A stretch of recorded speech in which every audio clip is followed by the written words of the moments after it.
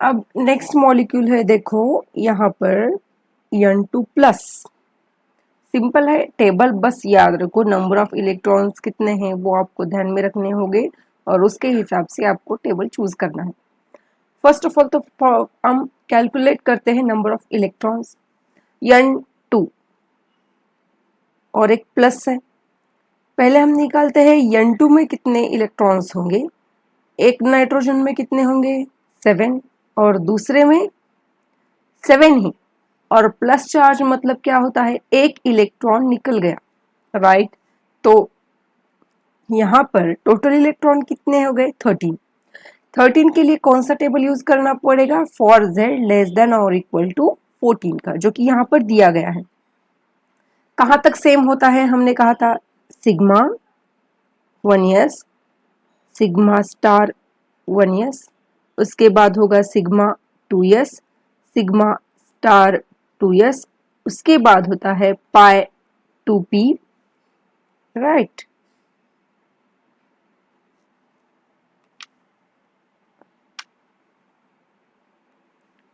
पाई 2p के बाद sigma 2p, pi star 2p और सिग्मा स्टार 2p, राइट। अब इलेक्ट्रॉन फिलअप करते हैं, इसमें होंगे 2 इलेक्ट्रॉन, राइट, और यहाँ पर होंगे और 2 इलेक्ट्रॉन, यहाँ पर भी 2 इलेक्ट्रॉन और यहाँ पर भी 2 इलेक्ट्रॉन, कितने हो गए 8 इलेक्ट्रॉन हो गए। अब पाई 2 में जो होता है वो 2 ऑर्बिटल्स होते हैं, 8 9 10 11 12। सिग्मा में फिर 2 बैठ जाएंगे, 12 हो गए। अब एक ही बचा जो कि 13 वाला, ये हो गया उसका हम इलेक्ट्रॉन अच्छे से हमने फिलअप कर दी, राइट। अब यहां पर देखो हमें उसके बाद क्या निकालना है, इसके फर्स्ट ऑफ ऑल हम निकालेंगे बॉन्ड ऑर्डर। उसके लिए हमें निकालना पड़ेगा number of bond, number of electron in bonding orbital. Bonding वाले कौन से होते हैं, प्लेन वाले, जो कि सिग्मा, सिग्मा 2s, पाई 2p, सिग्मा 2p। कितने देखो इसमें इलेक्ट्रॉन 1 2 3 4 5 6 7 8 9, 9 हो गए इसमें। और एंटी बॉन्डिंग में कितने होंगे अभी, ये देखो स्टार वाले हैं सभी, स्टार वाले ये 2 और 2 4, राइट। अभी बॉन्ड ऑर्डर का क्या फॉर्मूला है, number of bonding electron minus number of electron in anti bonding divided by क्या होता है 2 होता है।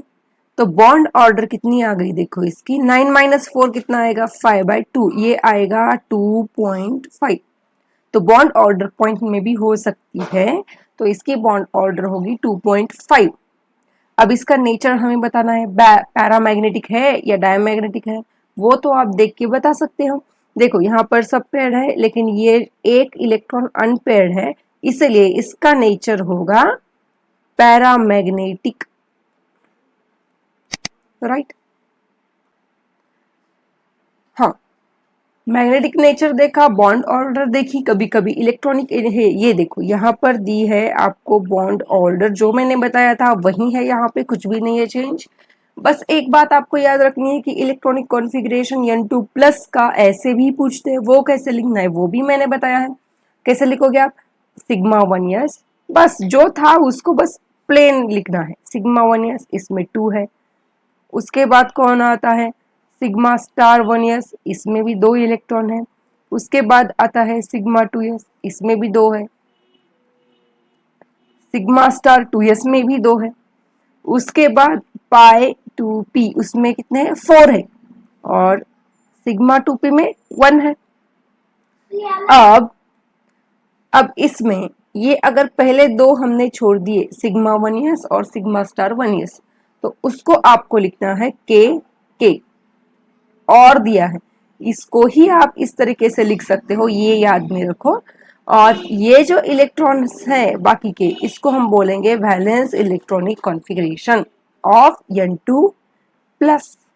तो इसमें बॉन्डिंग किस तरीके की होगी, क्योंकि उसकी बॉन्ड ऑर्डर तो आई है 2.5, तो इसमें बॉन्ड होंगे ये कुछ ऐसे, मतलब ये जो होगा एक बॉन्ड वो आधा होगा, मतलब इलेक्ट्रॉन मूव हो रहे हैं यहां से वहां तक, राइट। और पैरामैग्नेटिक नेचर है। थर्ड एग्जाम्पल है C2 इस मॉलिक्यूल का। तो पहले इलेक्ट्रॉन आप काउंट कर लो, क्योंकि कितने हैं, एक कार्बन में 6 है, दूसरे में भी 6 है, तो टोटल इलेक्ट्रॉन कितने हो गए, देखो यहाँ पर 12। तो कौन सा टेबल यूज करोगे आप, Z लेस देन और इक्वल टू 14 का, जो कि हमने पहले देखा था वही है। क्या है उसका टेबल, ये देखो यहाँ पर दिया गया है, sigma 1s, sigma star 1s, sigma 2s, sigma star 2s, पाई 2p, sigma 2p, pi star 2p, sigma star 2p। 12 electron भर दो। ये तो अब पता होनी चाहिए, ये होते हैं 8 इलेक्ट्रॉन। 9 10 11 12, सिंपल है। इसका इलेक्ट्रॉनिक कॉन्फ़िगरेशन कैसे लिखोगे आप, अगर आपको बोला जाता है कि इलेक्ट्रॉनिक कॉन्फ़िगरेशन लिखो, तो आप कैसे लिखोगे, पहले लिखोगे आप sigma 1s 2, sigma star 1s 2, sigma 2s उसमें भी 2, सिग्मा स्टार 2s 2, उसके बाद कौन है, पाई 2p उसमें 4 है। बस आगे की लिखने की कोई जरूरत नहीं। और दूसरे तरीके से क्या लिखोगे आप, इन दोनों की जगह क्या लिखना है आपको, के, और आगे क्या लिखना है, sigma 2s 2, sigma star 2s 2, पाई 2p 4। और वैलेंस कहाँ से आएगा, ये देखो, बस के आपको रिमूव करना है, सिग्मा 2s से स्टार्ट करो। अब जाते हैं हम बॉन्ड ऑर्डर की तरफ। बॉन्ड ऑर्डर कितनी आएगी इसकी, पहले लेते हैं हम बॉन्डिंग में जो इलेक्ट्रॉन है वो, बॉन्डिंग ऑर्बिटल में जो कि प्लेन होते हैं, मतलब सिग्मा, सिग्मा, पाई। बस कितने हैं देखो, इसको काउंट करो पहले, 2 + 2 4 + 4 8, माइनस, अब एंटी बॉन्डिंग में कितने हैं वो निकालते हैं। ये देखो एंटी बॉन्डिंग वाले यहाँ पर है, कितने हैं, 4 इलेक्ट्रॉन डिवाइडेड बाई 2, कितना आएगा आंसर, 8 - 4 4/2, 4/2 कितना आएगा, 2। और कार्बन कार्बन का अगर C2 मॉलिक्यूल है तो उसमें कितने इलेक्ट्रॉन्स, बॉन्ड कितने होंगे, 2 बॉन्ड्स होंगे। और नेचर देखो इसका, पैरामैग्नेटिक है या डायमैग्नेटिक है, आप ही देखो, कोई भी मतलब एक भी इलेक्ट्रॉन यहाँ पर अनपेयर्ड नहीं है, तो इसका नेचर होगा डायमैग्नेटिक। बहुत ही सिंपल है, यही यहाँ पर दिया गया है, देख लो एक बार, वैलेंस इलेक्ट्रॉनिक कॉन्फ़िगरेशन। और यहाँ पर निकाली है बॉन्ड ऑर्डर, जो कि हमने निकाली थी, 2 आई थी। नेचर उसका है, इसका नेचर जो है वो है डायमैग्नेटिक है, पैरामैग्नेटिक नहीं है। अब देखो यहाँ पर, when bond order is equal to 0, bond order मतलब क्या होता है, उस दो एटम में कितने बॉन्ड है, बॉन्ड की संख्या। तो यहाँ पर अगर बॉन्ड ऑर्डर ही 0 है, इसका मतलब क्या है, ये that molecule does not exist. Important है, देखो, जैसे कि हमें एक एग्जांपल पता है कि हेलियम बॉन्ड नहीं करता किसी के साथ या फिर दूसरे हीलियम के साथ, तो उसकी अगर आप बॉन्ड ऑर्डर निकाल भी लोगे तो उसकी बॉन्ड ऑर्डर आएगी 0। Bond order high means bond strength high and bond length less. पहले ये देखो He2 का एग्जाम्पल देखते हैं। He2 इसका मतलब क्या है, पहले हम इसके नंबर ऑफ इलेक्ट्रॉन्स निकालते हैं। एक हेलियम में 2 इलेक्ट्रॉन होते हैं, तो इसके टोटल नंबर ऑफ इलेक्ट्रॉन्स हो गए 4। तो इसको आप इलेक्ट्रॉनिक कॉन्फ़िगरेशन में डाल दो, sigma 1s, sigma star 1s, right. हर एक में 2 और 2 4। तो फिर बॉन्ड ऑर्डर निकालते हैं, number of electron in bonding orbital में कितने हैं, ये वाले 2, और ये है एंटी बॉन्डिंग वाले, 2/2 डिवाइडेड बाई 2, मतलब 2 - 2 कितना आ गया, 0, 0/2 कितना आ गया, 0। तो इसकी बॉन्ड ऑर्डर 0 है, मतलब इसमें ये मॉलिक्यूल एग्जिस्ट ही नहीं होगा। तो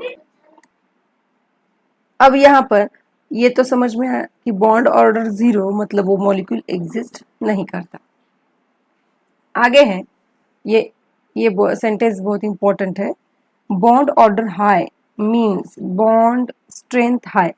ये देखो, अगर वही है, मतलब ये मैंने पहले ही बताया है आपको, ए और बी के बीच में सपोज 3 बॉन्ड्स हैं, बॉन्ड ऑर्डर 3 है।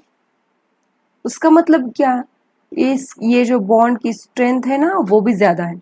बॉन्ड स्ट्रेंथ ज्यादा मतलब क्या कि बॉन्ड तोड़ना मुश्किल है, और जितने ज्यादा बॉन्ड होंगे उतनी उसकी लेंथ क्या हो जाएगी, कम हो जाएगी। मतलब ये ऑलरेडी बताया गया है। अब देखो एक छोटा सा क्वेश्चन दिया गया है यहाँ पर, क्या बोला है देखो यहाँ पर, arrange the following molecule in descending order of bond length if their bond orders are as follows.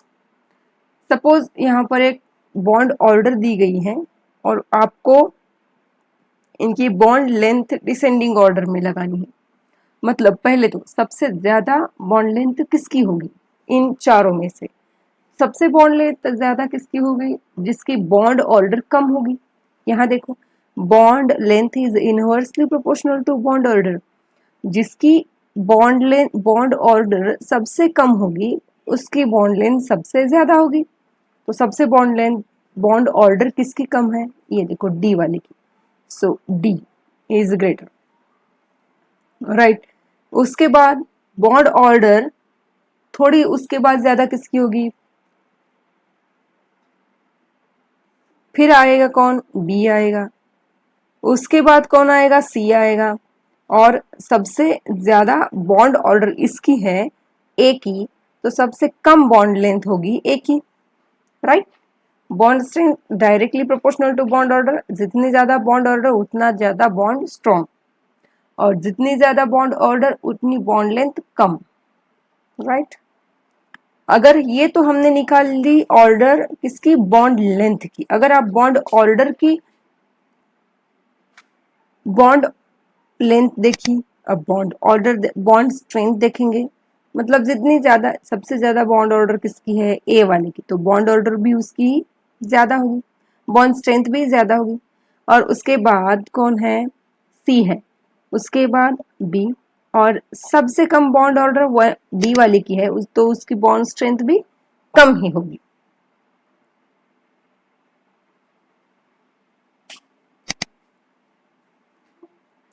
अब देखो नेक्स्ट टॉपिक है हाइड्रोजन बॉन्ड। बहुत ही स्पेशल टाइप है और बहुत मतलब सिंपल है। बॉन्ड मतलब क्या, अट्रैक्टिव फोर्स होता है, सिंपल। अब देखो यहाँ पर attractive force between hydrogen atom of molecule and electronegative atom. कौन से वाले, ये एक्स मतलब कौन से होंगे यहाँ पर, जैसे कि fluorine, oxygen, nitrogen, of other molecule और सम मॉलिक्यूल। देखो हाँ, यहाँ पर हाइड्रोजन बॉन्ड का मतलब क्या है, अगर किसी के भी साथ हाइड्रोजन के एटम ने मोर इलेक्ट्रोनेगेटिव एटम के साथ अगर बॉन्ड बनाया है तो उसको हम बोलेंगे हाइड्रोजन बॉन्ड। तो मोर इलेक्ट्रोनेगेटिव एटम्स कौन से हैं, फ्लोरीन, ऑक्सीजन, नाइट्रोजन, राइट। जैसे कि HF का मॉलिक्यूल अगर है तो उसमें होगा हाइड्रोजन बॉन्ड।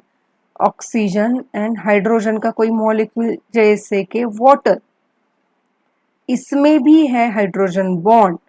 और NH3 इसमें भी है हाइड्रोजन बॉन्ड। क्यों, क्योंकि हाइड्रोजन बॉन्ड हाइड्रोजन के एटम ने अगर फ्लोरीन, ऑक्सीजन, नाइट्रोजन के साथ किया होगा तो हम उसको बोलते हैं हाइड्रोजन बॉन्ड।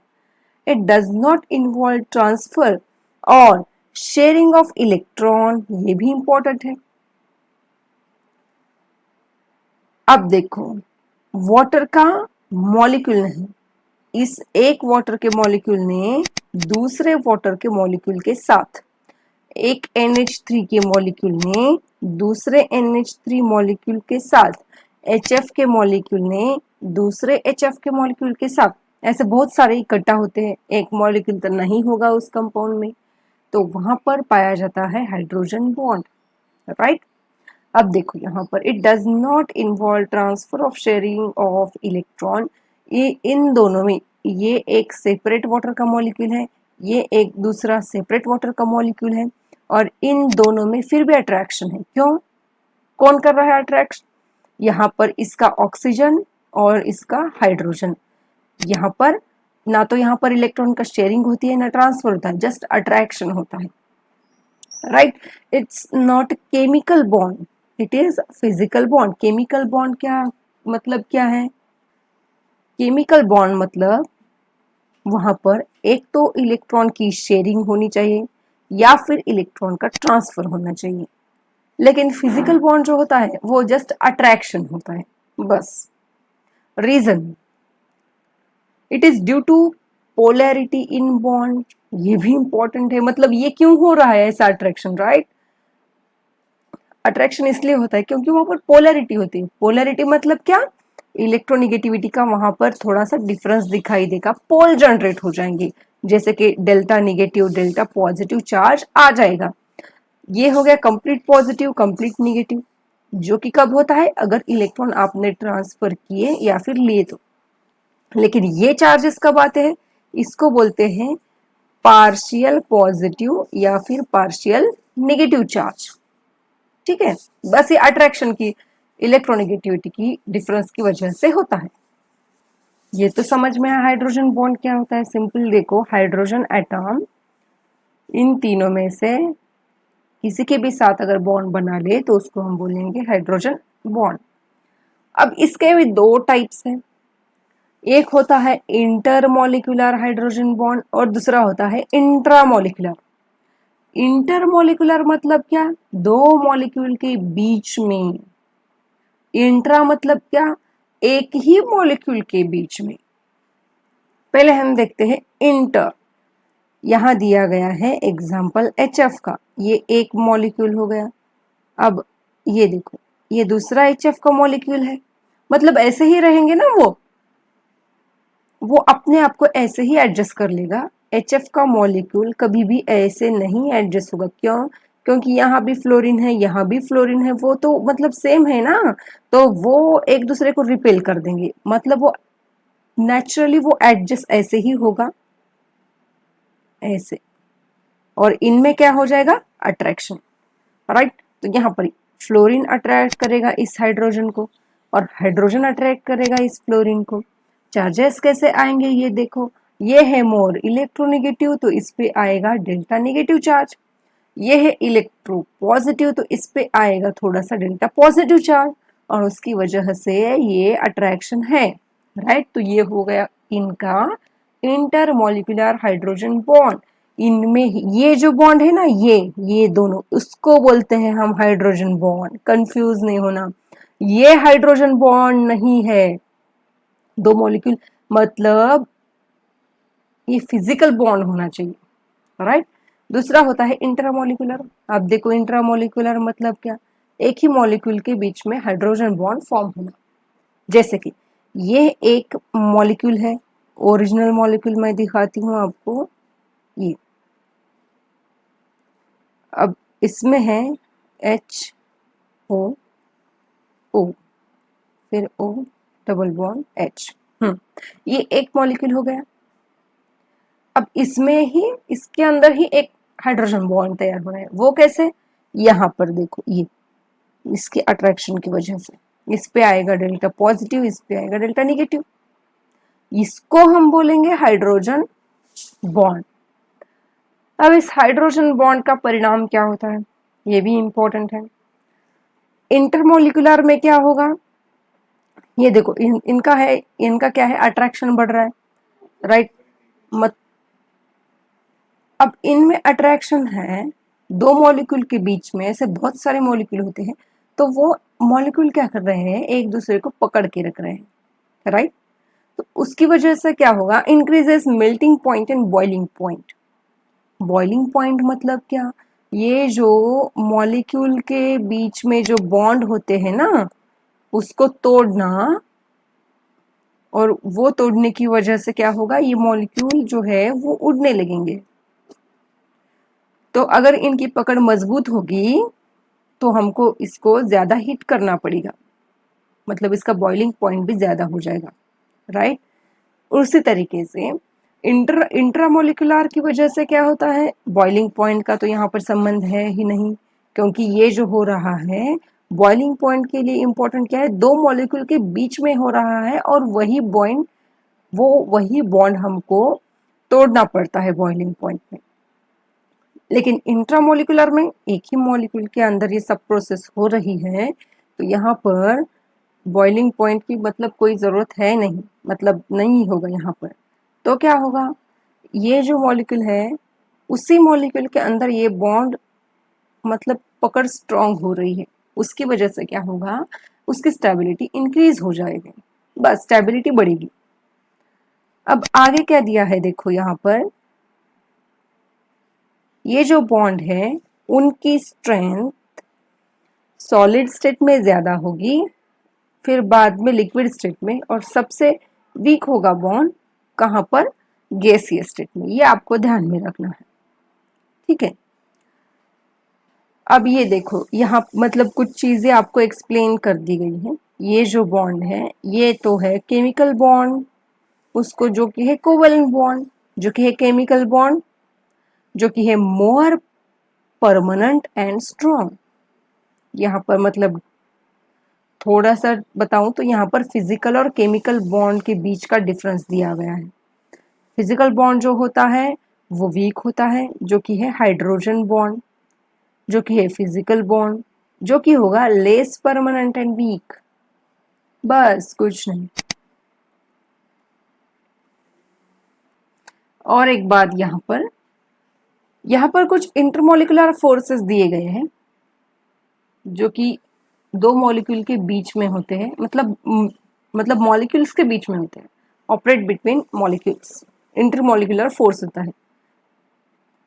उसके टाइप से देखो, एक तो होता है रिपल्सिव फोर्स, और एक होता है अट्रैक्टिव फोर्स। मतलब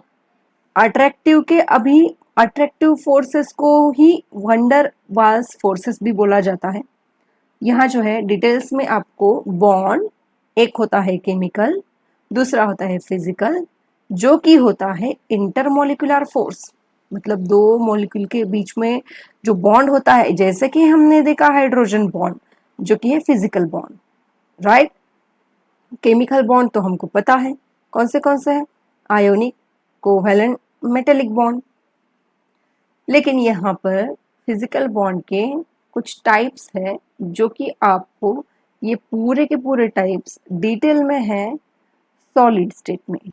बस आपको याद रखो यहाँ पर जो दिया गया है कौन से है, एक अट्रैक्टिव है, एक रिपल्सिव है। अट्रैक्टिव को ही क्या बोला था, वंडर वाल्स फोर्सेस। उसके टाइप्स है London force, dipole dipole interaction, और तीसरा है डाइपोल इंड्यूस्ड डाइपोल। और हाइड्रोजन बॉन्ड जो है वो डाइपोल डाइपोल में आता है। ये बस ओवरव्यू आप याद रखो उसके नाम, और ये इसका पूरा डिटेल आपको सॉलिड स्टेट में हो जाएगा और स्टेट्स ऑफ मैटर में एक हो जाएगा इन दोनों चैप्टर में।